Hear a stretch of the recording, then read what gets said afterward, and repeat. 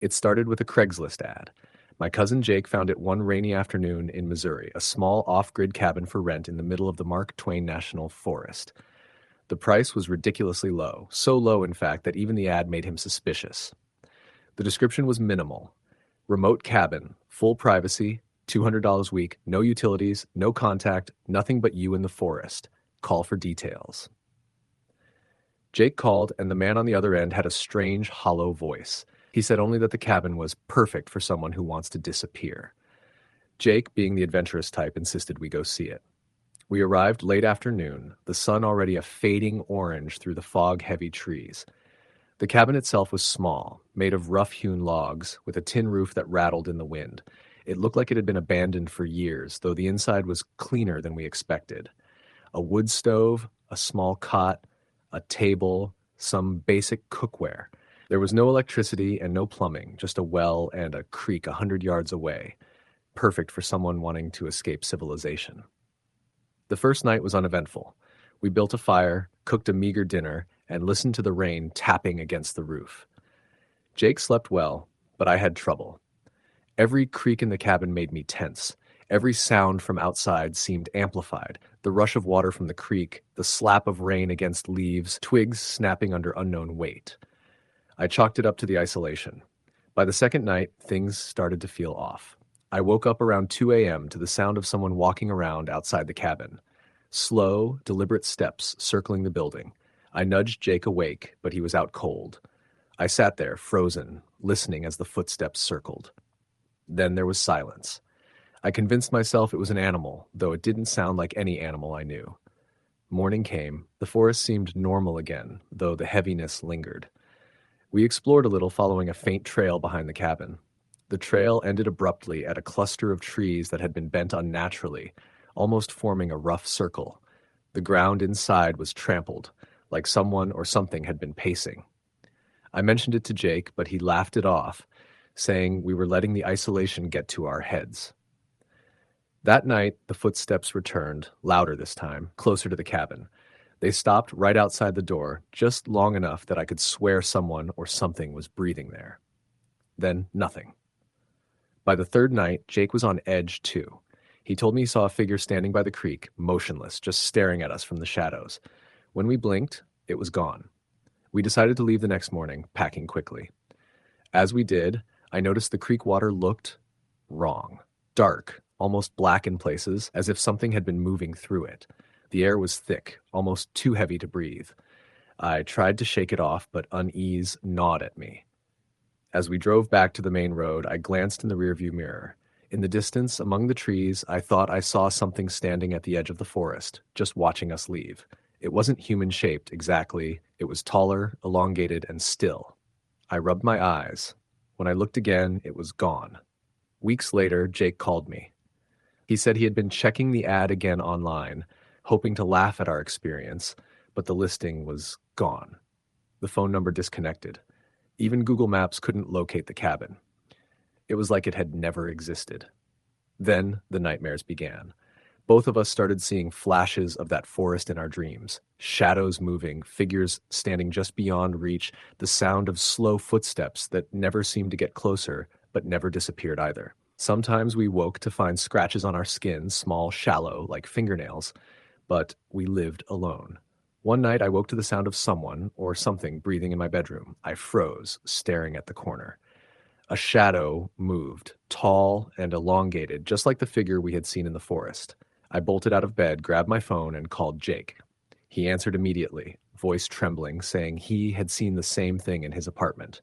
We never talked about the forest again. We avoided remote areas, campgrounds, even parks, but the feeling never left. Sometimes, in the middle of the night, I hear the soft tap of footsteps outside my window. And sometimes, when I'm walking home late, I catch a glimpse of something at the edge of the trees near the streetlights, always watching, always patient, waiting for someone to wander too far from the world. Jake moved to another state eventually, hoping the distance would break the connection. I stayed behind. But every time I see an empty forest, every time I see an isolated cabin tucked between trees, I feel that same weight. The awareness that the forest itself is alive, waiting, and it doesn't forgive those who think they can disappear unnoticed. People ask me why I don't go camping, why I avoid remote places. I tell them I'm not into it. I don't tell them the truth, that whatever is out there in the deep woods doesn't forget, doesn't forgive, and sometimes it follows long after you've left. Story the end. It was the spring of 2018 when Aaron decided to vanish from modern life. He wasn't running from the law or escaping debt collectors. He was running from noise. The constant buzz of phones, the endless flood of social media, the sterile glow of screens that had come to replace human faces. He worked as a graphic designer in Denver, chained to deadlines and caffeine. His father had died that winter, and the silence that followed made Aaron realize how much he'd been avoiding himself. So when he saw a listing for a solar-powered off-grid cabin near the San Juan Mountains, perfect for solitude, the ad said, he didn't hesitate. He sold most of what he owned, loaded up his SUV, and drove west. The cabin sat 15 miles from the nearest paved road, accessible by a dirt trail that wound through thick pines and overgrown brush. It was small, rough, and beautiful in its simplicity. Cedar walls, a metal roof, a single wood stove. The air felt cleaner there, and the forest had a stillness that made Aaron feel like he was standing inside a secret. The first week felt like freedom. He rose with the sun, made coffee on a propane burner, and spent his days hiking, writing, and learning the rhythms of his new home. The cabin came stocked with solar batteries, a small generator, and a hand-dug well that still worked. It was quiet. So quiet, in fact, that he could hear his own heartbeat when the wind stopped. At night, the forest filled with the sound of crickets, frogs, and the occasional distant howl of a coyote. It wasn't peace in the modern sense. It was raw, ancient, and alive. On the 10th night, he heard something strange. It was just after midnight, and the moonlight spilled through the window, painting the walls silver. He had been reading when the sound came, 3 slow knocks on the outside wall of the cabin, not the door. The wall. He froze, staring at the wood panels beside him. The knocks came again, slightly higher up this time, deliberate and spaced apart. He grabbed his flashlight and went outside. The woods were still. The only movement came from the trees swaying gently in the wind. He circled the cabin, light cutting through the shadows, but there was no one. No footprints, no tracks in the soft dirt. He stood there for a long moment, scanning the tree line, but the forest gave nothing away. He went back inside and forced himself to laugh it off. Animals, he whispered to himself. Just animals. But he couldn't shake the feeling that it hadn't been random. The next morning, while chopping firewood, he noticed something odd at the tree line. A shape, a person, maybe, standing perfectly still between 2 tall pines. He squinted, hand over his eyes. The figure was tall, too tall, but when he blinked, it was gone. He dropped the axe, scanning the trees, heart hammering. The forest stared back in silence. For the rest of the day, he stayed inside. He told himself he was overreacting. Isolation plays tricks on people's minds. Maybe he had seen a shadow, maybe his brain had invented movement where there was none. But that night, the knocking came again. This time, it started on the back wall near the bedroom. A slow, deliberate pattern. 3 knocks, pause, then 2. He held his breath, listening. After a long silence, he heard soft footsteps, slow, dragging, moving around the cabin. Gravel shifted outside the window. Aaron's skin prickled. He grabbed his hunting knife and waited. The footsteps stopped. Silence returned. He stayed awake until dawn, gripping the knife in bed, staring at the window where the first gray light began to creep in. When he finally opened the door that morning, he found footprints in the dirt, bare, human footprints. They circled the cabin twice before disappearing into the woods. He followed them for about 20 yards before they stopped abruptly, as if the person had vanished into thin air. The next few days, he tried to ignore it. He told himself it must have been a hiker, or maybe someone camping illegally nearby. He started locking the door even during the day. The sense of being watched became constant, an ache behind his eyes that wouldn't leave. Every time he stepped outside, he felt eyes on him. By the end of the second week, he noticed something else. The woods had gone quiet. No birds, no crickets, not even the sound of wind through the trees. It was like the entire forest was holding its breath. One night, while trying to sleep, he heard whispering, faint, low, like voices bleeding through walls. He sat up, holding his breath. The whispers grew louder, closer, overlapping.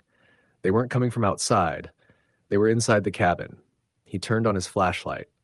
The room was empty. But the whispers didn't stop. They moved, circling him. He couldn't make out words, but they were distinctly human, urgent, almost pleading. He grabbed his things and stumbled outside, gasping in the cold night air. The forest loomed black and endless around him. His breath came in white clouds, and the flashlight beam shook as he turned in circles, trying to find the source. Then he saw them, two shapes standing at the edge of the clearing. They were tall, thin, pale, too pale. They didn't move, didn't sway with the trees. They just stood there, side by side, watching. The flashlight flickered once, twice, and then went out. He ran back inside, slammed the door, and shoved a chair against it. The whispering started again, louder this time, coming from the walls. He covered his ears and screamed, "What do you want from me?" The only answer was a low thud against the window, then another. He refused to look. When morning came, everything was still again. The whispers stopped. The air felt lighter. He dared to look outside, and what he saw made his blood run cold. In front of the door, arranged carefully in the dirt, were small, crude figures made from twigs and string. There were 7 of them, each tied together with bits of moss and bark.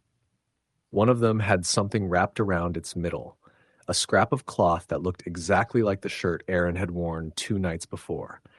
He packed that day, ready to leave. But when he tried to start his SUV, it was dead. The engine didn't even turn over. The battery, fine the night before, was completely drained. He walked back to the cabin, trying not to look at the forest. He decided he would hike the 15 miles to the nearest paved road. He packed water, food, and his knife, and started walking before noon. The forest was dense, the trail narrow and uneven. As he walked, he kept glancing behind him. The feeling of being followed grew stronger with every step. At one point, he thought he heard laughter, a soft, distant giggle that made his stomach twist. He turned, but the path behind him was empty. He walked faster. The laughter came again, closer now, echoing through the trees. He broke into a run. Branches whipped at his face, roots caught his feet. He tripped, fell, scrambled back up, heart hammering. When he finally reached the ridge that overlooked the dirt road, he stopped to catch his breath. And that's when he saw it. Down below, standing in the middle of the road, was a figure. Tall, thin, unmoving. From that distance, he couldn't see details, but he could tell it was facing him, watching. He blinked, and it was gone. He stayed frozen there for nearly an hour before daring to move again. When he reached the road, he found a car, a forest ranger's jeep, parked by the edge. The ranger, an older man named Clifford, asked if he was all right. Aaron tried to explain, but the words felt foolish coming out. The figures, the knocking, the whispers, he could see disbelief forming in Clifford's eyes. The ranger drove him to town anyway, silent the whole ride. When they arrived, Clifford said something that made Aaron's blood turn to ice. "You're lucky, son. You're not the first to go missing up there. We've found cabins like that before. Empty, food on the stove, clothes still on the bed, like the people just walked out and never came back." Aaron didn't answer. He just stared out the window, feeling a cold that had nothing to do with weather. He never went back for his things. The cabin, as far as he knows, still stands. Sometimes, when he's alone at night in his apartment, he'll wake to soft knocking sounds. 3 slow taps, then 2. Once, he found a small twig figure on his windowsill. He doesn't talk about it much anymore. When people ask why he came back to the city after working so hard to leave it, he just says, "Some places aren't meant for people to be alone." And he means it. Story the end. It was the summer of 2021 when my friend Lauren convinced me to join her on a week-long off-grid getaway in northern Minnesota. She had found a listing for a small cabin on a private lake, miles from the nearest town. No Wi-Fi, no cell service, total solitude, she said with excitement. I was hesitant, not because of the isolation itself, but because the place sounded too perfect, like something out of a travel brochure. Lauren insisted it would be relaxing, a chance to escape everything for a few days. We drove for 6 hours, taking winding forest roads, dirt tracks, and eventually a narrow path that barely fit our SUV. When we arrived, the cabin was small and rustic, with weathered wooden walls and a tin roof that glinted in the late afternoon sun. The lake was still, reflecting the thick green of the surrounding pines. It was breathtaking. But there was an immediate sense that we were completely alone, and not in the comfortable way of solitude, but in a way that made the air feel heavier. The first night, we made a fire outside and cooked some canned food. The forest was alive with the sounds of insects, the occasional splash from the lake, and something else. Something subtle, like distant footsteps moving through the trees. Lauren laughed when I mentioned it, saying it was probably an animal, a deer or a raccoon. I wanted to believe her. By the second night, I was beginning to question that optimism. I woke around 2 a.m. to the sound of someone walking along the shore of the lake. Slow, deliberate steps crunching on gravel. I nudged Lauren awake, but she insisted I must have imagined it.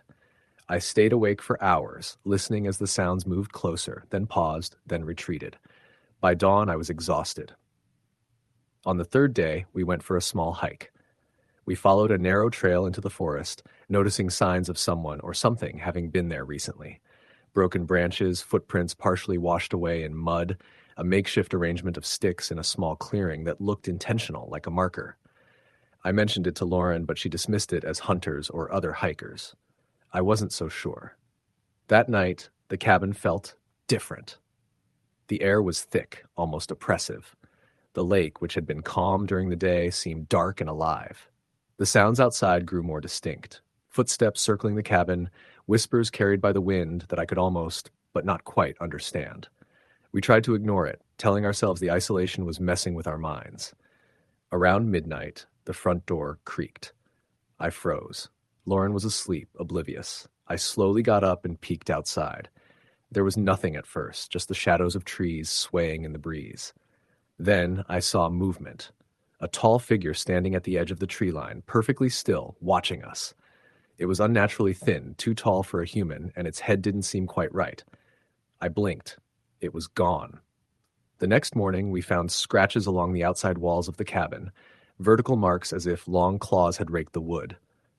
Lauren finally admitted she had seen something the night before, too. A dark figure standing near the lake, watching her as she tried to sleep. We decided to leave immediately. We packed our things and started the drive back, retracing the narrow paths we had taken to get there. But no matter how far we drove, the forest seemed endless, the GPS acting strangely, refusing to pinpoint our location. Every turn we took brought us back to roads we didn't recognize. It was as if the forest itself had shifted while we were inside, reshaping the paths. Eventually, we found our way back to a main road, but both of us were shaken. The isolation, the figure by the lake, the scratches, something about that place didn't feel natural. Lauren tried to laugh it off once we were safe in a diner, but her hands shook as she stirred her coffee. We didn't speak much on the drive home. Weeks later, I started having nightmares. The same figure standing at the tree line, sometimes closer, sometimes in the shadows outside my window. Always watching, patient, silent. Lauren said the same thing. We both noticed scratches appearing on our furniture at home, small, shallow, vertical, not from animals, not from anything we could explain. Neither of us returned to northern Minnesota.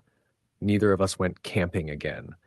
We stopped talking about it openly, though every so often we would catch a fleeting glimpse of shadows at the edge of our vision, or hear the soft crunch of footsteps when we were alone. It was like whatever was out there followed us, carried with us the memory of the forest, patient and watchful, waiting for the next person foolish enough to wander too far off the grid. Sometimes, late at night, I swear I can hear the soft lapping of water against a distant shore, the whisper of trees in the wind, and the faint sound of deliberate footsteps circling my house.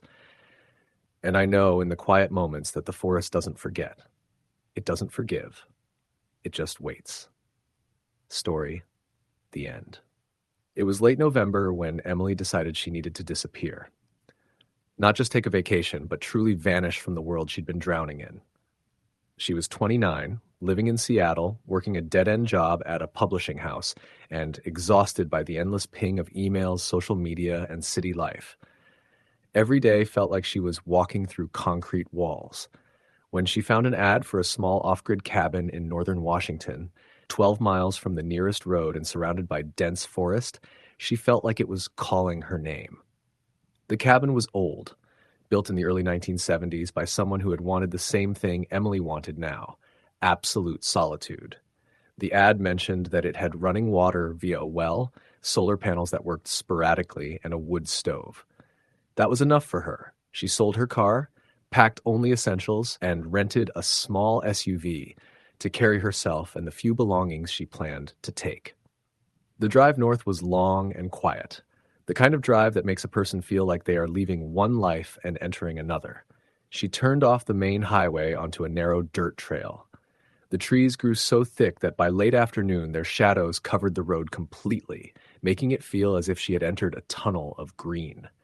The air smelled of damp earth and pine, and Emily felt an odd thrill.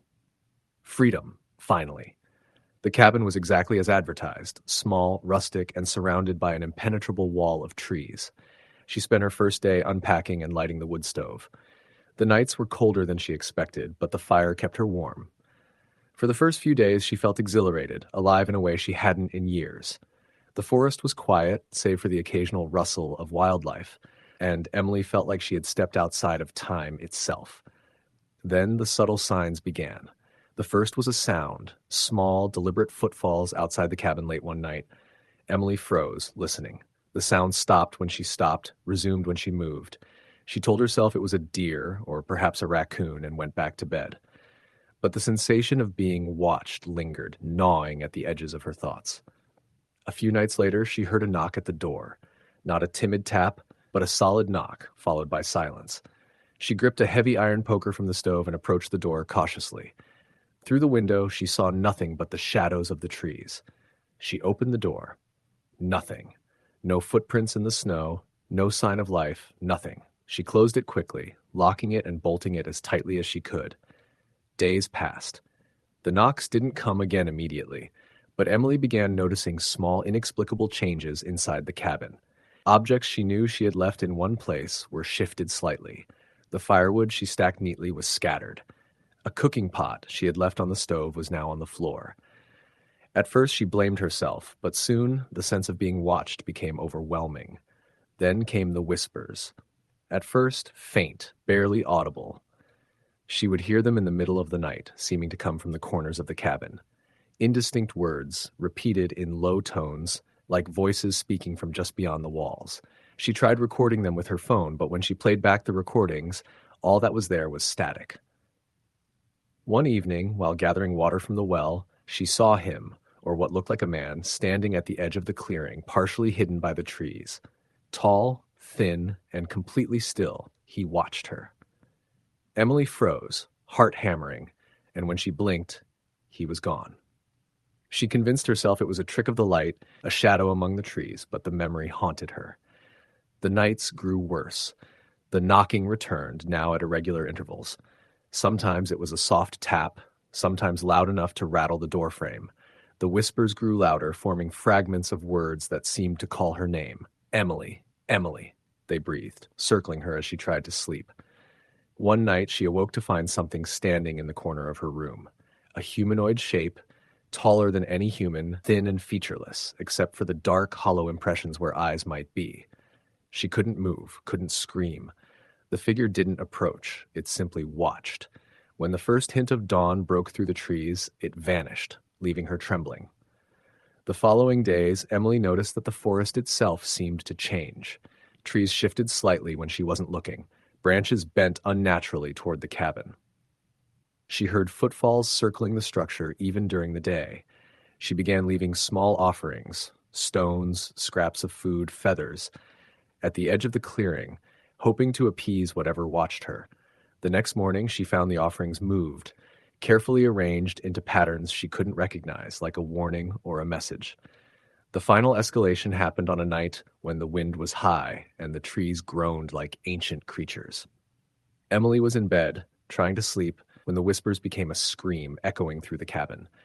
The walls shook. The fire in the stove flared violently, casting grotesque shadows across the room. She scrambled out of bed, grabbing her coat and a heavy branch from the pile by the door. Through the window, she saw dozens of figures emerging from the forest. They were thin, humanoid, all featureless, and moving with unnatural precision. They didn't walk, they glided. Their numbers seemed impossible, filling the clearing, crowding the edge of the trees. She ran to the door and tried to open it, but it wouldn't budge. It was as if the cabin itself had become a trap. Emily backed into a corner, gripping the branch, and prayed. The figures didn't speak, didn't move closer, just watched, a silent, patient horde. She felt a cold, suffocating pressure in her chest, as if the air itself were pressing in. She screamed, but her voice was swallowed by the wind. At dawn, she awoke on the ground outside the cabin. Her coat was torn, hands scraped and bleeding. The figures were gone. The forest was silent again. Her breath came in ragged gasps as she crawled to the SUV, which, for once, started immediately. She drove without looking back, the cabin shrinking into the distance, swallowed by the forest. Back in Seattle, life resumed, but she was never the same. At night, she could hear soft knocking on her windows, whispers echoing faintly in her apartment. Sometimes she swore she saw a tall, thin shadow standing just beyond the edge of the streetlights, watching. She never spoke of the cabin. No one would believe her. The isolation she had craved had been complete, but it had come at a cost. She realized some places were not meant for humans alone. Some forests were alive, patient, and eternal, and when a person enters, it remembers them, watches them, waits. Emily never returned. She left Seattle again, moved across the country, but the forest, the whispers, the watching figures followed her in memory, in dreams, and sometimes in the corner of her vision when she was alone. Story the end. I had always dreamed of being free. No rent, no bills, no city noise, no constant connection to the world. I wanted quiet. I wanted to breathe. After years of working a tech job in Denver, staring at screens 16 hours a day, I felt like I was dissolving into static. So when I came across a small ad online for an off-grid cabin in the San Juan Mountains, I didn't hesitate. The ad was simple. It said, cabin for rent, no power, no neighbors, off-grid, only the brave. I called the number and got an old man named Frank. His voice rasped like sandpaper. You really want to go that far out? He asked. Once you get past the ridge, you're on your own. That's the point, I said. He laughed once, dry and humorless. All right then. Just remember, those woods aren't empty. People think being alone means being safe. It doesn't. I thought he was just one of those mountain men who like to scare outsiders. I brushed it off. 2 weeks later, I was driving my 4x4 up a rutted dirt road deep into the wilderness. The GPS had stopped working hours earlier, but Frank's directions got me there. When the trees start crowding the road and the air smells like rain, you're close. The cabin was perched beside a small frozen lake, surrounded by dense pines that blocked the sun even at noon. It was old, maybe built in the 1940s, with rough timber walls, a sagging porch, and windows that looked like dull eyes. Inside, it was simple. A wood stove, a cot, a table, and a trapdoor that led to a cellar. There was no power, no running water, no cell signal. It was exactly what I wanted. For the first few days, I felt peace for the first time in years. I spent my time fishing, chopping wood, writing in my journal, and listening to the wind move through the trees. But by the fourth night, the silence began to change. It wasn't peaceful anymore. It was heavy, pressing, like something in the forest was listening back. That night, I woke up around 3 a.m. to a soft tapping sound. It was slow and deliberate. 3 knocks against the window beside the cot. I froze. My flashlight was within reach, but I couldn't bring myself to grab it. I just listened. Tap, tap, tap. The kind of knocking that wasn't made by wind or branches. It was made by knuckles. When I finally worked up the courage to shine my light, there was nothing there. No footprints outside, no marks on the glass. I told myself it was just the wood settling. That was the first lie I told myself. By the next night, the forest seemed to change entirely. The usual nighttime sounds, owls, insects, wind, were gone. The woods were dead silent. And that's when I began hearing something else. Faint whispers, low and distant, coming from the tree line. It wasn't language exactly, more like murmuring. I couldn't tell if it was one voice or several. The following morning, I found footprints in the snow near the cabin. They weren't mine. Barefoot. Long, narrow, the toes oddly spread apart, and deep, like whoever made them weighed more than a person should. The tracks led right up to my door and then stopped. No return trail. I tried to tell myself they were animal tracks distorted by melting snow, but the thought didn't hold. They looked too human. The next few days passed in a blur of unease. My sleep grew shallow. I began hearing movement at night, slow pacing around the cabin, sometimes a dragging sound, sometimes the creak of the porch. Once I swore I heard someone breathing just outside the door. On the 7th night, something changed. I woke up to the sound of the cellar door opening, the trapdoor inside the cabin. The hinges squealed softly. I held my breath, listening, every nerve in my body rigid. Then came the slow sound of footsteps on the floorboards. Light, careful, deliberate. They stopped just at the edge of my bed. I didn't move. I didn't even breathe. I just stared into the darkness. After what felt like an eternity, the footsteps moved away, back to the trapdoor, and I heard it creak shut. When I finally dared to move, I turned on the flashlight. The trapdoor was closed tight. I ran to it, yanked it open, and shined the light down into the cellar. Nothing. Just a dirt floor, some shelves, and a few old tools. The next day, I searched for signs of anyone living nearby. There was nothing. No other cabins, no campsites, no trails, just miles of trees. I told myself I was hallucinating from stress and isolation. But that night I heard it again, the cellar door creaking open, slow and steady. Only this time I saw it. Something was climbing out. It was tall, too tall to fit easily through the opening, and its limbs bent wrong, like its joints were reversed. It was pale, almost gray, and its face wasn't right. The skin was smooth, like melted wax, and the eyes were completely black. No whites, no pupils, just darkness. I froze, flashlight shaking in my hand. The thing stopped halfway out of the trapdoor and tilted its head toward me, moving like it was curious. That's when I noticed its hands, long fingers ending in sharp, dark tips that clicked against the wood. I grabbed the hatchet by the stove and screamed, swinging it wildly as I ran for the door. When I turned back, it was gone. The trapdoor was open, but the cellar was empty. I didn't sleep that night. I sat in the corner facing the trapdoor, waiting for morning.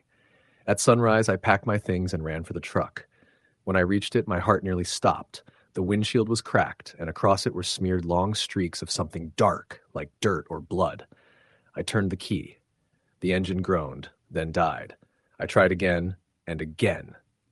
Nothing. The forest was completely still, the air heavy, the silence absolute. I sat there gripping the steering wheel. Then I heard it again. Tap! Tap! This time on the driver's side window. I didn't look. I just opened the door, stumbled out, and started running down the road, slipping on the icy dirt, lungs burning, convinced I'd feel those long hands grab me from behind. I ran until my legs gave out. A hunter found me hours later, delirious and half frozen. He helped me back to town and didn't say much, just stared at me with pity when I tried to explain. Later, when I mentioned the cabin to the locals, their faces went blank. One old man muttered, "That place has been empty 30 years. No one's supposed to go there, not since the accident." "What accident?" I asked. He shook his head. "Whole family went missing. Cabin's cursed, they say. You're lucky you came back." I never went back.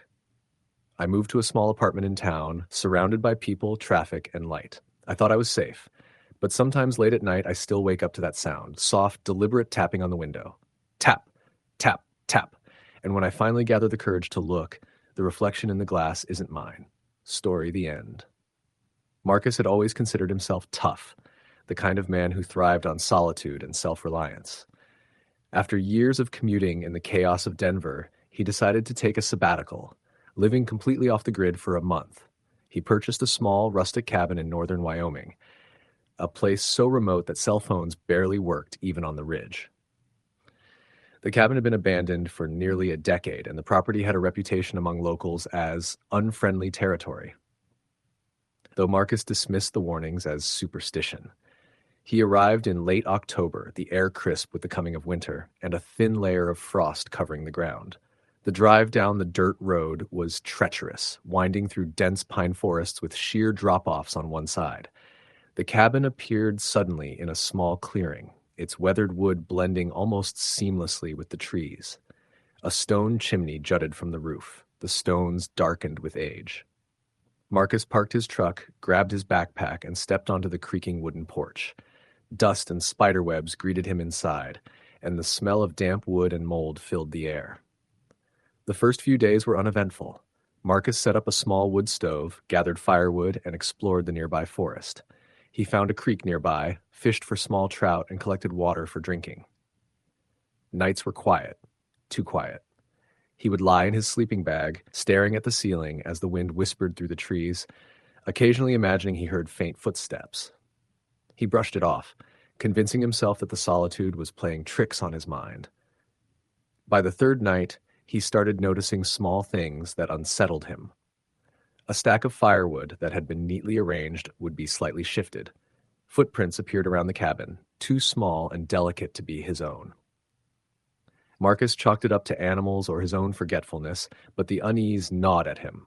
On the fourth night, he was awakened by a sharp scratching noise outside the cabin. It was coming from the roof. Marcus grabbed his flashlight and gun, creeping outside into the cold night. The moonlight illuminated the clearing, but there was nothing visible, just the tall trees swaying in the wind. He called out, "Who's there?" Silence answered. The scratching stopped as abruptly as it had begun. The following days brought more strange occurrences. Cairns of stones appeared along the trail leading into the forest, carefully stacked in small, deliberate piles. He had not placed them there. On one afternoon hike, he noticed a dark figure standing motionless among the trees, watching him. When he blinked or turned his head, it was gone. His rational mind tried to explain it. Deer, shadows, a trick of light. But the feeling of being watched was undeniable. Sleep became impossible. Marcus kept the fire going, the gun within reach.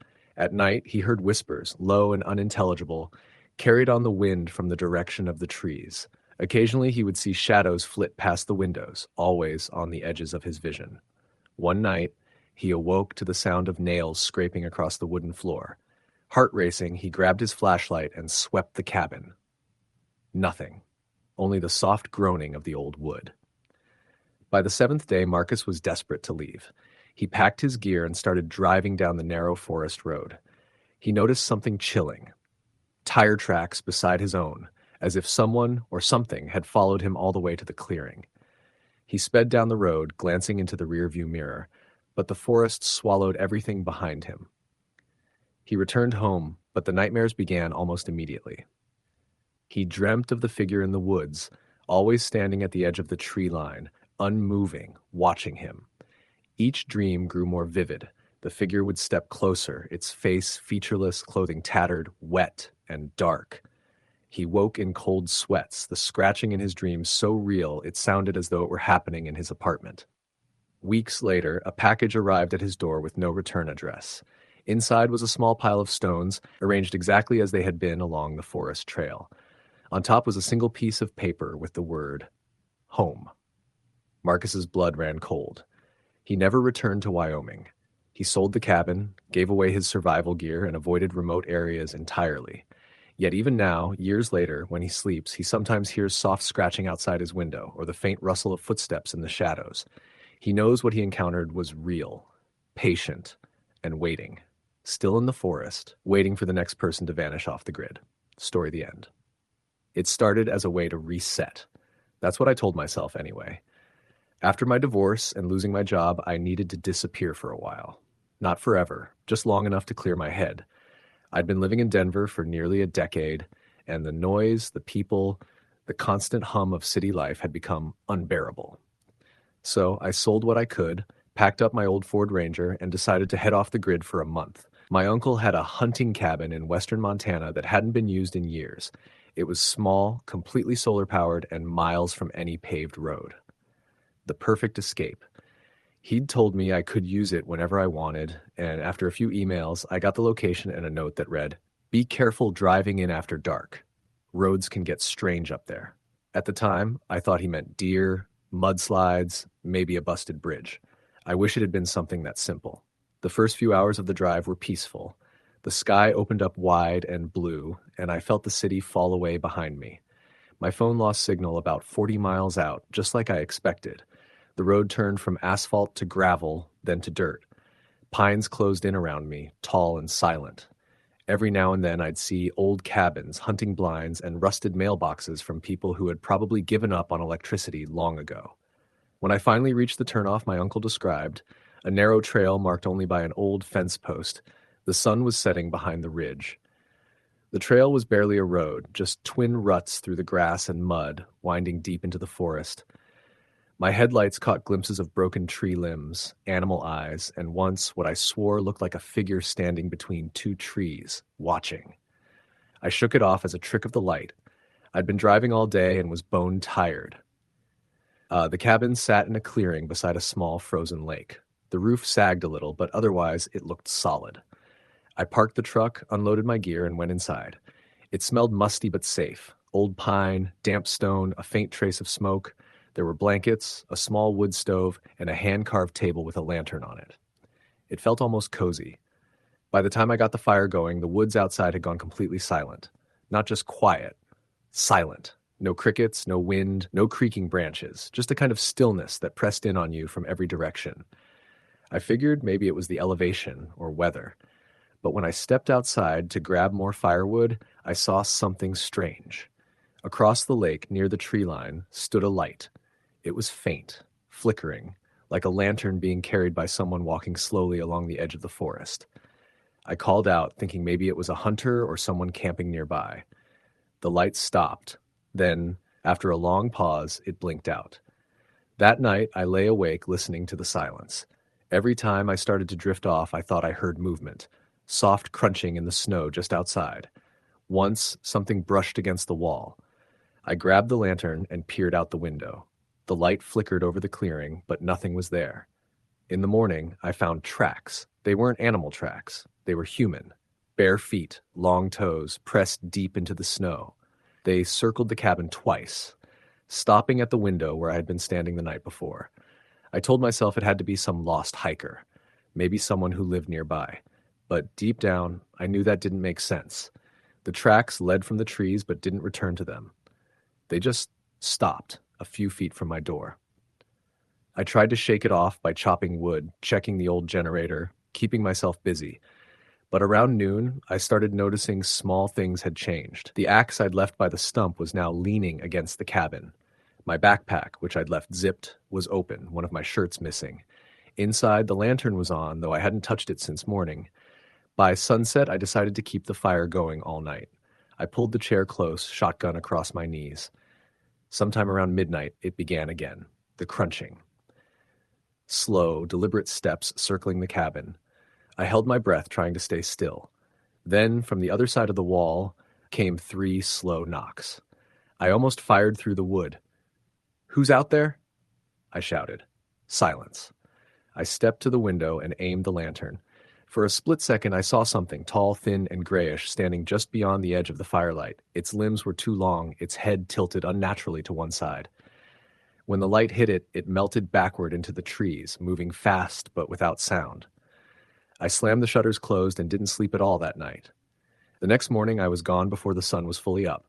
I packed fast, heart still racing, and drove until the trail met the gravel road again. But when I checked my map, I realized something was wrong. The landmarks didn't match. The hills looked different. And the road, which should have taken me south, curved north instead.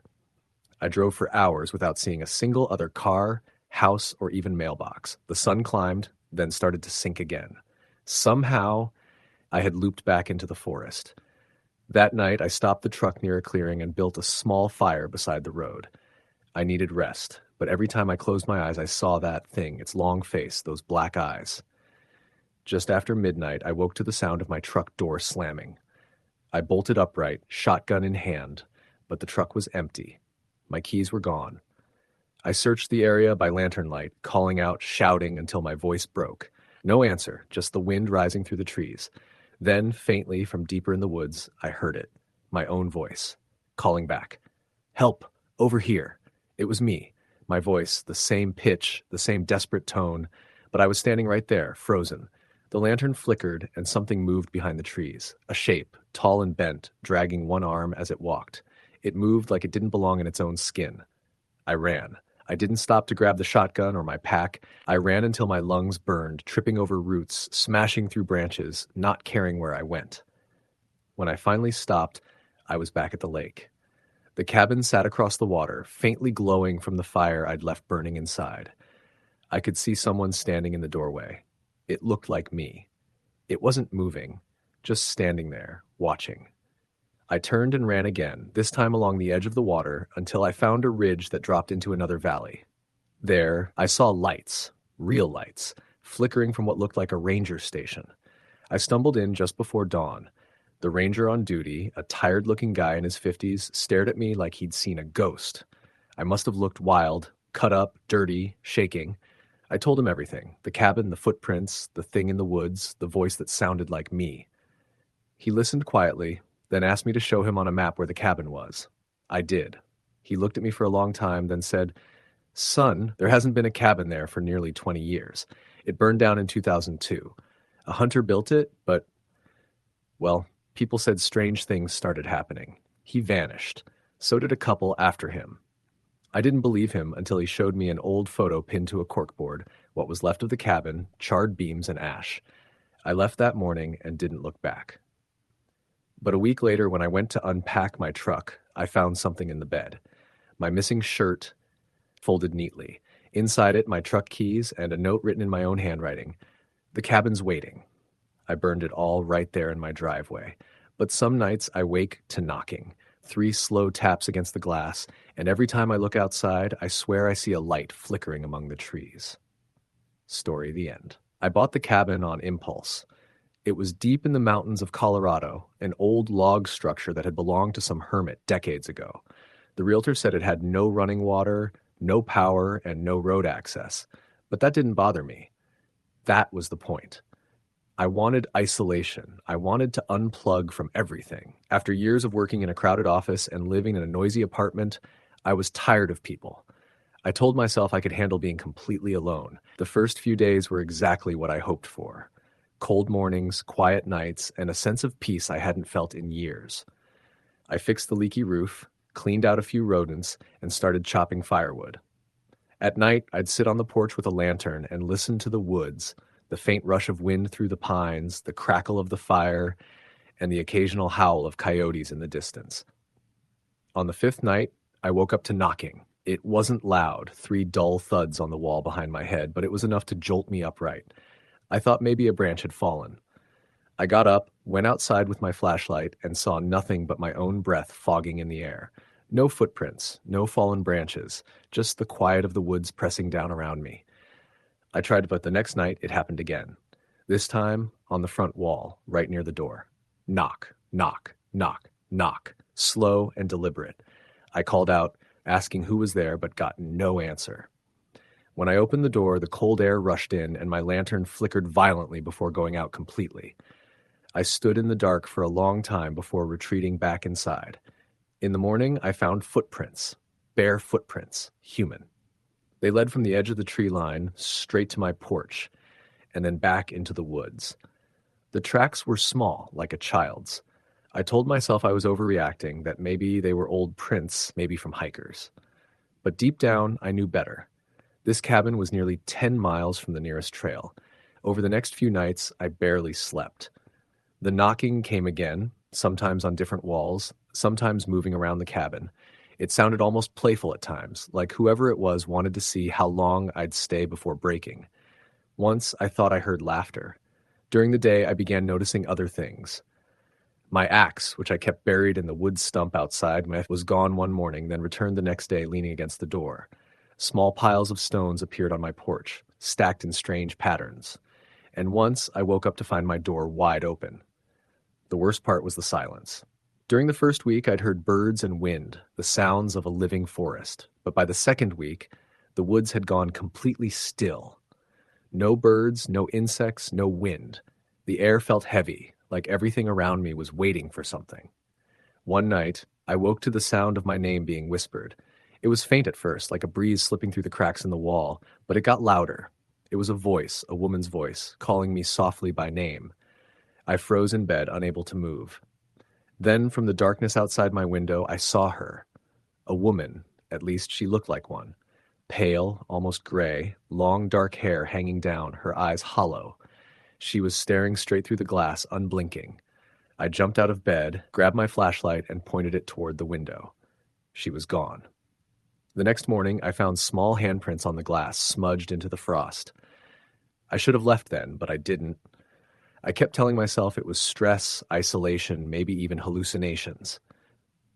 I'd read that too much solitude can mess with your mind, and I wanted to believe that's all it was. But it wasn't. It was the 3rd week when things got worse. I woke up one night to the sound of footsteps on the roof. Slow, dragging steps that moved from one end of the cabin to the other. Then silence. Then another sound. something heavy sliding across the floor inside the cabin. My eyes adjusted to the darkness, and I saw that my front door was open again. I got up, heart hammering, and stepped closer. Outside, under the pale moonlight, there were figures standing in the trees. I counted 3 at first, then 4, then more. All motionless, all watching. I slammed the door, barricaded it with furniture, and stayed up until morning. When the sun came up, the figures were gone, but my entire porch was covered in footprints, small, bare, and leading in circles. I tried to hike out the next day, following the path I'd used to get there, but the woods didn't look the same. The landmarks were gone. The fallen pine, the big boulder by the creek. Every direction looked identical. No matter how far I walked, I somehow ended up back at the cabin. By sunset, I gave up and returned. That night, they came closer. I heard whispering outside, then something tapping on every window at once. The voices weren't just whispering anymore. They were laughing. It wasn't joyful laughter. It was mocking, low, and hateful. I fired my rifle through the window, and everything went silent. For the first time in days, total silence. But in the morning, I found something outside the cabin that made my blood run cold. A deer's head, cleanly severed, sitting in the center of the yard. Its eyes were missing. By the end of the month, I was half-starved and barely sleeping. I'd boarded up the windows, but I could still hear them every night, circling the cabin, whispering my name. I stopped going outside. I barely ate. I kept the fire going constantly, terrified of the dark. Then one morning, I found writing on the wall. I don't know when it appeared. It hadn't been there the night before. The words were carved deep into the wood with my missing axe. They said, "You're one of us now." I think that's when I broke. I don't remember much after that. I must have fallen asleep because when I woke, the fire was out, the cabin freezing, and I wasn't alone. There was someone crouched in the corner. I couldn't see their face at first, just the shape of them, small, hunched, shivering. I called out, my voice trembling. It didn't move. I took a step closer, and that's when it looked up. It wasn't a person. Its skin was gray, its eyes completely black. It smiled, revealing teeth too sharp, too many. It tilted its head, then whispered my name in that same soft, mocking voice. I ran out the door into the woods. I don't remember how far I went or how long. The forest twisted around me, paths looping endlessly. Every tree looked the same. I swear I saw faces in the bark, eyes in the shadows, mouths whispering from the dark. By the time I found my way back to the cabin, it was different. The roof was caved in, the wood rotted. It looked decades older than when I left. I stepped inside and everything was covered in dust. The fireplace was cold. My things were gone. I heard footsteps behind me and turned, but there was no one there, just a whisper, close to my ear. You came back. Now I can't tell what's real anymore. I don't know if I ever left that night. The forest feels endless. The cabin feels alive. The whispers never stop. Sometimes I think I hear my own voice joining them. If anyone finds this, if anyone finds me, please don't come here. Some places aren't meant to be found. Some things in the woods aren't human, and they don't like to be disturbed. I thought I could escape the noise of the world. I didn't realize the silence could be worse. Story the end. In the spring of 2018, I decided to leave it all behind. I had grown tired of the grind, the crowds, and the meaningless rhythm of city life. My girlfriend had left me, my job in IT had become unbearable, and I felt suffocated by the noise of everything and everyone. I wanted silence. I wanted a place where I could breathe. That's how I ended up in a remote stretch of Montana, deep in the mountains near the border of Idaho. I found an old hunting cabin listed online by a man who wanted to get rid of it for cheap. It had been built in the 1950s, sturdy enough but weathered, sitting on a few acres of land surrounded by dense pine forest. It was about 2 hours from the nearest town, and most of that drive was over an unpaved, winding logging road that looked like it hadn't been maintained in decades. The idea was simple. I'd live off the grid for a year. I had some savings, solar panels, a backup generator, a water filter, and enough canned food and supplies to last several months. I wanted to write a book, something honest about solitude and nature. I thought it would heal me. When I first got there, the cabin had that damp, stale smell of a place long forgotten. Dust hung in the air and mice scurried through the rafters. But it was peaceful, truly peaceful. The kind of quiet that feels unnatural when you first experience it, like the world itself is holding its breath. I remember stepping out on the porch that first evening and feeling the weight of that silence pressing down. No cars, no voices, just the faint hiss of wind through the trees. The first few weeks were blissful. I fell into a routine, waking early, chopping firewood, fishing in a nearby creek, and spending evenings reading by the fire. The solar panels gave me enough power to charge my laptop and keep the lights on, and I began writing again. The isolation didn't bother me. If anything, it felt cleansing. But then the noises began. At first, it was small things. A faint tapping on the walls at night, like branches brushing against the wood. I ignored it, figured it was the wind, or maybe a raccoon. Then I started hearing what sounded like footsteps outside. Slow, heavy steps circling the cabin, crunching through leaves and gravel. I'd grab my flashlight and rush outside, but there would be nothing. The forest would be still again, and the sound would stop as soon as I stepped out. After that, I began to find things moved around. I kept a small hatchet near the door. It was missing one morning. Then I found it stuck deep into a tree about 50 feet from the cabin. My canteen disappeared for 2 days before reappearing beside my bed. Once, I woke up and found all my firewood stacked neatly in a perfect pyramid shape by the front steps. I had no explanation. I started sleeping less, jumping at every creak and gust of wind. I told myself it was probably a drifter, maybe a hunter who'd stumbled across my land. Still, I began locking the doors at night, even though I doubted a simple lock would do much good that far out. One night, around 2 a.m., I woke to the distinct sound of someone walking on the porch. The boards creaked slowly, one step at a time, moving toward the front door. My heart pounded so hard I thought it might burst. The handle turned. It didn't rattle. It turned, deliberately, testing. I sat frozen in my bed, gripping the rifle I kept nearby, staring at the door. After what felt like hours, the sound stopped. I waited until morning before stepping outside. There were muddy footprints on the porch, bare feet, long and narrow, the toes splayed unnaturally wide. They trailed off the steps and into the forest. I started keeping the rifle loaded after that. A few days later, I decided to set up trail cameras. I had brought 2 with me, motion-triggered ones I used for wildlife photography. I placed one facing the cabin and the other about 50 yards into the woods near the creek. For 2 nights, nothing happened. Then, on the 3rd morning, I checked the footage. The one near the creek had caught something. It wasn't clear, the lens was fogged and the image grainy, but I could make out a tall, thin figure standing among the trees. It wasn't an animal, it was human-shaped, but the proportions were wrong. The arms hung too low, the neck too long. The timestamp showed it was around 3:17 a.m., and the thing was facing directly toward the cabin. I deleted the footage. I told myself it was a trick of light, a distorted image. But I stopped sleeping after that. Every time I closed my eyes, I saw that figure in the trees, staring at me. 3 nights later, I woke to whispering.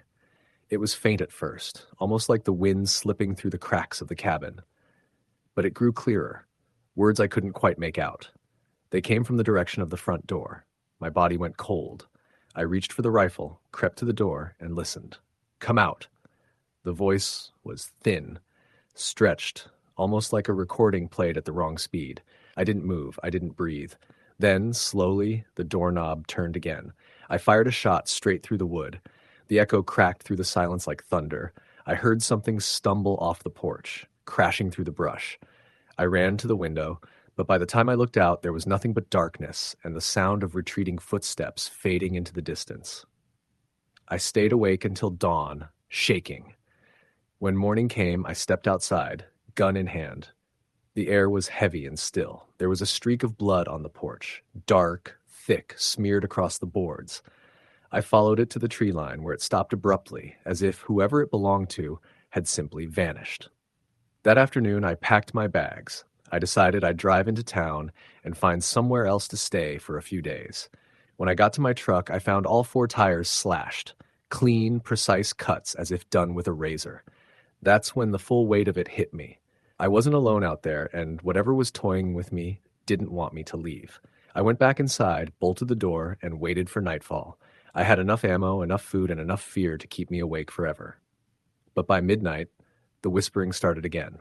This time it came from all around the cabin, dozens of voices murmuring together, blending into a low, rhythmic hum. My skin crawled. Then the knocking began. Not on the door, on the walls. Soft, deliberate taps from different sides of the cabin, one after another, as if they were mapping out where I was. I could hear the faint sound of laughter mixed in, dry and wheezing. I sat in the center of the room, gun raised, eyes darting between windows. The knocking continued for nearly an hour, then stopped all at once, leaving only silence. That silence was worse than the noise. When I dared to move, I found a piece of paper slipped under the door, a page torn from one of my own notebooks. On it, in shaky handwriting that wasn't mine, were the words, "You can't leave. You're part of it now." I wanted to scream, but I couldn't. My throat locked up. I burned the note in the wood stove, but even as it turned to ash, I swore I heard faint laughter coming from the chimney. The next morning, the forest was different. The trees looked wrong, closer somehow, leaning in toward the cabin. The sunlight barely filtered through. I tried to make a break for it on foot, hoping to follow the logging road back toward the main highway, but after an hour of walking, I ended up back at my own clearing. I tried again, marking trees with a knife as I went, but each time, no matter which direction I took, I returned to the same spot. By the fifth day, I'd stopped trying. I rationed what food I had left and wrote everything down in my journal. I couldn't tell what was real anymore. The sounds, the voices, the shadows that moved when I wasn't looking. I hadn't seen the figure since that night, but I could feel it, always just beyond the tree line, waiting. Then, during a thunderstorm, it came back. Lightning flashed through the windows, illuminating the clearing, and there it was, standing at the edge of the forest. Tall, thin, completely still. It looked like a man, but its face was pale and featureless, like clay that had never been shaped. The moment the light faded, it was gone. I stayed up until dawn, but the next morning I found footprints all around the cabin, bare, long-toed, deep in the mud. They circled the building over and over, then stopped right beneath my window. That's when I knew it wasn't human. I don't know how long I lasted after that. Days blurred into nights. The food ran out. My journal entries became more desperate, my handwriting shaky and erratic. I started hearing my own voice whispering to me from outside. Sometimes I'd wake up to find the door wide open, even though I knew I had locked it. Once I found the rifle leaning against a tree 20 yards away, and I couldn't remember ever putting it there. The last entry I remember writing was on a cold gray morning. I wrote, "It's inside now. I hear it breathing. It wants me to come with it." When I stopped writing, I heard something shift behind me, something dragging across the floor. I didn't turn around. I just closed my eyes and waited. I don't know what happened after that. Months later, a group of hunters found the cabin abandoned. The door was torn from its hinges, the walls covered in strange carvings that no one could identify. My truck was still there. Tires flat, keys in the ignition. They found my journal too, half burned in the fireplace. The last few pages were soaked through, as if someone had tried to erase them. They said the clearing felt wrong, colder than the surrounding forest, and none of them stayed long. No one's lived there since. Story the end. In 2019, Aaron decided to do something most people only fantasized about, cutting ties with modern life completely. He had grown tired of the noise, the endless notifications, the grind of a life that felt too synthetic. His friends called him crazy when he told them he was moving off the grid to northern Idaho, near Priest Lake. The place was wild, unspoiled, and according to the property listing, perfect for self-sufficient living. It had an old solar setup, a functioning well, and a 2-room log cabin on 40 acres of untouched land. He figured it was the kind of solitude that would fix him. What he didn't realize was that the place wasn't truly empty, at least not in the way he thought. The first day he arrived, the air felt heavy, colder than it should have been for late September. The property sat deep in a valley, surrounded by thick cedar and pine, and the dirt road leading in was more of a suggestion than an actual route. His truck bottomed out twice, but he finally rolled up to the cabin just as the sun dipped below the ridgeline. The cabin was exactly as the photos showed, sturdy, simple, with a small front porch and a tin roof that rattled softly in the breeze. But something about it felt off. It wasn't anything obvious, just a sense that it had been left in a hurry. The door hung slightly ajar, and the interior smelled faintly of old wood smoke and something metallic, almost like dried blood. Aaron figured a raccoon or squirrel had found its way in. He unpacked his few belongings, cleaned out the fireplace, and lit a fire. By nightfall, he was exhausted but content. The kind of contentment that comes with total silence. No traffic, no people, just the occasional hoot of an owl or the chirping of crickets. He didn't even notice how quickly that silence started to feel unnatural. The first night passed without incident, but by the second, he started hearing things. Soft, rhythmic knocks echoing from the woods. It wasn't random either. 3 knocks, then silence, then 3 more. He assumed it was trees settling in the wind or maybe an animal moving around, but it was too precise, too deliberate. He shouted once, half laughing, "Who's out there?" The knocking stopped. He went to bed uneasy. Over the next few days, Aaron busied himself repairing the water pump and adjusting the solar setup. He found an old shed behind the cabin that was half collapsed, full of rusted tools and rotted wood.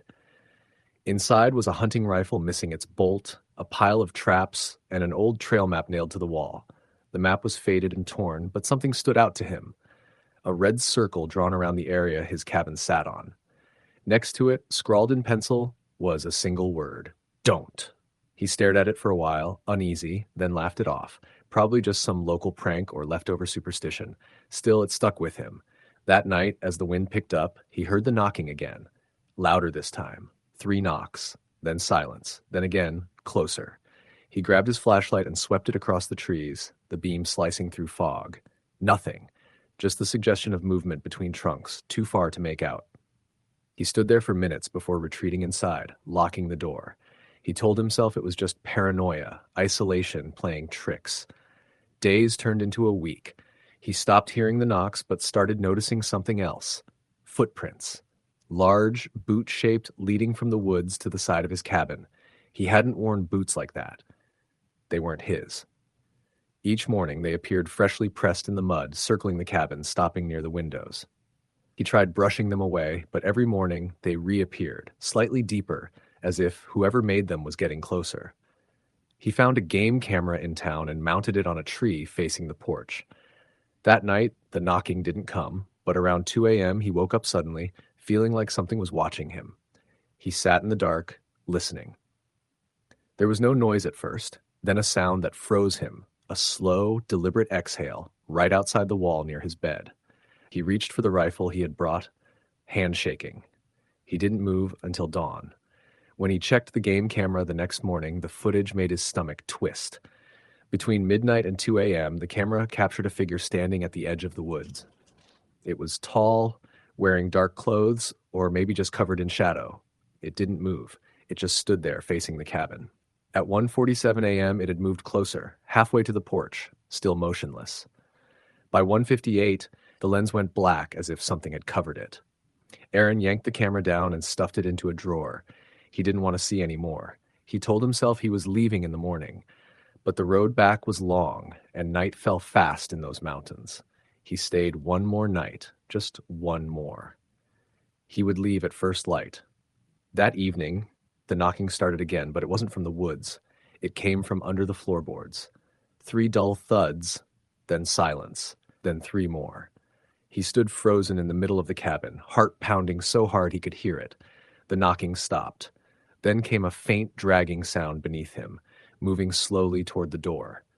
The doorknob rattled once, softly, like someone testing it from the outside.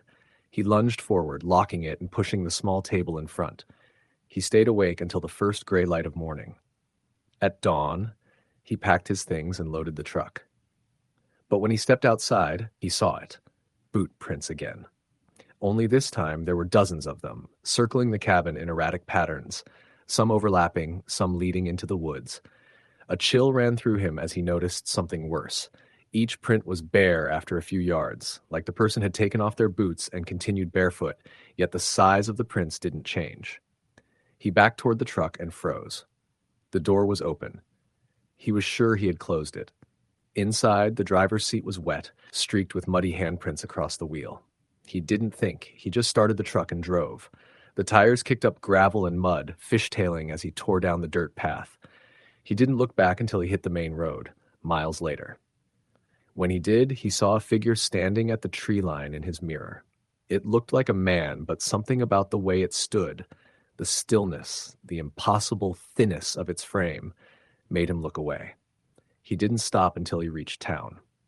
When he went to the sheriff's office, he tried to explain what happened, but the deputy just gave him a long, blank look. "That cabin up in Priest Valley," the deputy said finally. "You shouldn't have gone up there. That place hasn't had anyone stay long since old Martin disappeared back in '02. Folks hear things, see things. Some say it's just the land. Some say it's him." Aaron asked who him was, but the deputy just shook his head. "Doesn't matter. You made it out, don't go back." He didn't. He moved south, sold the truck, got a small apartment in Boise. But even now, sometimes late at night, he hears it again. The 3 knocks. Always 3. Always at 2 a.m. Once he found muddy footprints outside his apartment door. Bare, human, large. He tells himself it's a coincidence, that it's impossible for something from those woods to follow him. But when the knocking comes again, slow and deliberate, and the air turns cold for no reason at all, he can't help but remember that faint, ragged breath outside his cabin wall and the figure standing motionless in the dark forest. Story the end. It was the summer of 2018 when I decided to leave everything behind and live off the grid for a few months. I was burned out, mentally, physically, spiritually. The constant buzzing of city life had worn me down. I wanted silence. I wanted to breathe air that didn't taste like exhaust and coffee grounds. I wanted to remember what it felt like to be alone and at peace. A friend of mine, Luke, had told me about a small property for sale up in the Bitterroot Mountains of western Montana. It was remote, really remote. The nearest town, Darby, was almost 40 miles away, and even that was a small town with 1 gas station, a diner, and a sheriff's office. The property sat at the end of a winding dirt road that climbed through dense pine forest, with a single 1-room cabin built decades ago by a trapper who had died out there alone. The listing said it had a well, a wood stove, and a solar panel system that barely worked. To me, that sounded perfect. I bought it sight unseen, loaded up my old Subaru with supplies, and made the drive out there in late July. By the time I arrived, the sun was dropping low, bleeding gold through the trees. The cabin looked better than I expected. Rough logs, patched roof, but solid. A rusted windmill creaked in the distance. It was quiet, deeply quiet, the kind of silence that almost rings in your ears. For the first week, it was everything I'd hoped for. I chopped wood, fixed up a few leaks, and learned to draw water from the well. I set up a small garden out back and read books by lantern light at night. My phone was dead after 2 days, and I didn't bother charging it. I was free. But then, little by little, that feeling of peace began to sour. It started with sounds in the woods. Not animals, at least not ones I recognized. The first time it happened, I was sitting by the fire pit after dark, drinking from a tin cup, when I heard a low hum coming from the forest. It wasn't mechanical. It was organic, like a deep, vibrating groan that seemed to echo between the trees. It lasted only a few seconds, then stopped. I stared into the darkness for a long time, the hairs on my neck prickling, but nothing moved. The next night, I heard footsteps outside the cabin around midnight. Slow. Careful. They circled the building once, crunching softly over the pine needles, then faded away. I sat in bed clutching my hunting knife, waiting for something else to happen. It didn't. When I checked in the morning, there were faint impressions in the dirt, bare footprints, human, but strange. The toes were long, almost claw-like. By the third night, I was starting to feel like I wasn't alone out there. During the day, I tried to keep busy, convincing myself I was just jumpy. The mind plays tricks when there's no one to talk to, right? But then, one afternoon while chopping wood, I noticed something in the trees. A figure. It stood maybe 50 yards away, half hidden behind a pine trunk. I couldn't see much, just the outline of a tall, thin body and a pale face. I shouted, but it didn't move. I blinked, and it was gone. That night, I barricaded the door with a chair. The air felt heavy, charged, like the moments before a storm. Around 2 a.m., I woke up to the sound of whispering outside. Dozens of voices murmuring in unison, too faint to make out the words. I blew out the lantern and crouched in the dark, holding my breath. The voices came closer. I swear I heard my name in there somewhere. Drawn out, soft, almost playful. Aaron. It sounded like it was coming from right outside the wall. I stayed frozen until dawn. When I finally stepped outside, there was something waiting for me. Hanging from the tree outside the cabin was a small wooden figure, crudely carved, tied together with twine. It had a rough, humanoid shape and something smeared across its chest, dark red, dried, and flaking. I wanted to believe it was just animal blood. I wanted to believe anything but what my gut was telling me. I thought about leaving then, but my car battery had died, completely dead. I checked under the hood and the wires had been chewed through, cleanly, like by a knife, not an animal. My stomach dropped. I knew, with an almost sick certainty, that something wanted me stuck there. The next few nights blurred together. I stopped sleeping. Every time I started to drift off, I'd hear something. A tapping on the window, a soft laugh, the crunch of leaves outside. One night, I woke up to see someone standing just outside the window. It was too dark to see their face, but their head tilted unnaturally to the side, watching me. I grabbed the rifle from the corner and pointed it toward the glass, but before I could even breathe, it vanished. The following morning, I decided I couldn't take it anymore. I packed a bag, grabbed the rifle, and started walking toward the road. The trail wound through miles of forest before it met the highway. I figured I'd make it before sunset. But around midday, I realized I was lost. I'd walked this path before. It should have been simple, but the landmarks had changed. The old birch tree with the split trunk was gone. The rock formation I used as a marker wasn't there. It was like the forest had rearranged itself. I tried to backtrack, but the deeper I went, the less sense everything made. By late afternoon, panic had set in. I was sweating, exhausted, and starting to feel lightheaded. Then I saw it again, the same figure from before, maybe 50 feet away, watching me from between the trees. I raised the rifle and shouted, "Who are you?" It didn't move. I fired a warning shot. The sound echoed through the forest, but the figure didn't even flinch. Then it turned, slowly, and I saw that its body wasn't quite right. Its limbs bent in ways they shouldn't, its skin grayish and stretched thin over its bones. It slipped behind a tree and disappeared again. I ran. I didn't stop running until I stumbled back into the clearing where the cabin stood. My legs were shaking, lungs burning, but I was too terrified to go inside. The door was open. I hadn't left it that way. Inside, the furniture was overturned, my things scattered across the floor. The wooden figure that had hung outside now sat on my bed. Only this time, it had something in its hand, my pocket knife. That night, I didn't light a fire. I didn't dare. I sat in the corner with the rifle and waited. The forest was alive with noise, rustling, whispers, and that same low hum that had started it all. Around midnight, I heard something move across the roof. Heavy, slow. Then came scratching on the walls. I raised the gun, heart slamming in my chest as the scratching turned to pounding. Something wanted in. Then the door handle began to turn. I fired once, then twice. The blasts filled the cabin with smoke and noise. The pounding stopped.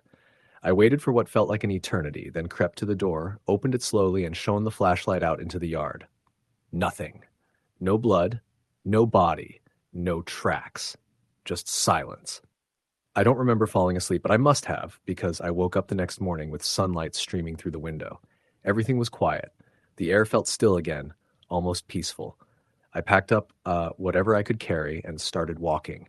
No more trails, no compass, just straight through the forest until I hit something resembling civilization.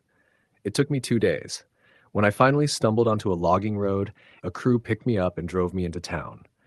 They said I looked like I'd been out there for a month, thin, pale, and wild-eyed. I told the sheriff what happened. He humored me, said he'd send a deputy to check it out. A few days later, he called me and said the cabin was empty. Nothing had been touched. There were no footprints, no carved figures, no signs anyone had been there for weeks. I left Montana the next day and never went back. But even now, sometimes I wake up at night and hear that same low humming coming from somewhere outside my window. I've moved 3 times since then. It always finds me eventually. And sometimes, when I catch my reflection in the glass, I swear I see something behind me, tall, gray, and watching. Story the end.